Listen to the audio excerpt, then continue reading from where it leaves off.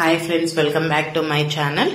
ఈరోజు తొలికాదశి రోజు పిండి దీపాలు తప్పకుండా పెట్టుకోవాలి కదా. మరి అయితే ఈరోజు నేను ఇవి ఎలా తయారు చేసుకోవాలో చూపించబోతున్నాను. ముందుగా నేనైతే ఓవర్ నైట్ అంతా బియ్యం నానబెట్టుకున్నాను. నెక్స్ట్ డే మార్నింగ్ ఆరబెట్టుకొని మిక్సీ జార్లో పెట్టేసుకొని ఈ పిండి అనేది జల్లెడ పెట్టుకోవాలా. ఆ వీడియో నా దగ్గర స్కిప్ అయిపోయింది, అందుకే నేను మీకు చూపించట్లేదు. ఈ బియ్య పిండిలో మనము బెల్లము పాలు వేసుకొని చపాతీ పిండి పిసుక్కున్నట్టు పిసుక్కోవాలా. ఒక 10 మినిట్స్ నానబెట్టుకుంటే పగుళ్ళు లేకుండా నీట్గా వస్తాయి. ఇక్కడ నేనైతే ఒక 7 తయారు చేసుకుంటున్నాను.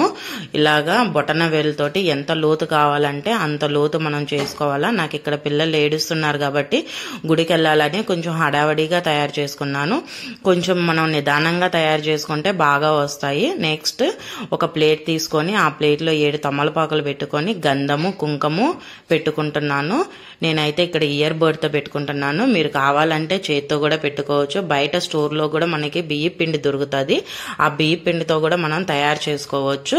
నెక్స్ట్ నేను ఇక్కడ వెంకటేశ్వర స్వామి నామాలు పెట్టేసుకుంటున్నాను. ఈ నామాల పైన కూడా నేను గంధము కుంకుమ ఒక 3 చోట్ల పెట్టేసుకున్నాను. ఈ వీడియో కానీ మీకు నచ్చినట్లయితే like and subscribe to my channel. Bye friends.